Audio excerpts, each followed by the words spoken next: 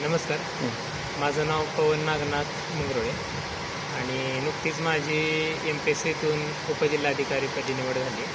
तर सर्वात प्रथम सांगेन की कोळी समाजातील सर्व बांधवांना सांगेन की आपल्याला संघर्षाचा वारसा लाभला.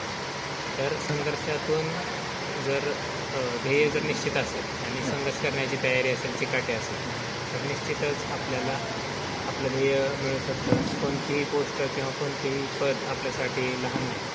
पण इथून पुढचं जे काय वाटचाल तर त्यातून मला असं वाटतं की मी एक अधिकारी म्हणून कोळी समाजासाठी आणि त्याच्या प्रश्नांसाठी त्यांचा जो सर्वात महत्त्वाचा प्रश्न आहे जातीच्या दाखल्याबद्दल आणि कास्ट व्हॅलिडेटेबल, तर त्याच्यासाठी माझ्या परीने जे काही करता येईल ते मी करेन.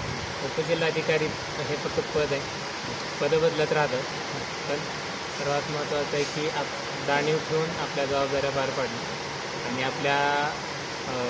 जे आपल्यासाठी ज्या गोष्टी ज्या शक्ती आपल्यासाठी काम करतात त्यांची जाणीव ठेवणं आणि सर्वात महत्त्वाचं म्हणजे लोकांसाठी. माझं म्हणणं एवढंच आहे की जे आपले काही प्रश्न आहेत ते रास्त आहेत आणि रास्त प्रश्न असतील तर त्यासाठी कधीच मागे हटू नका आणि आपल्या हक्कासाठी आपल्या प्रश्नांसाठी लढा द्या.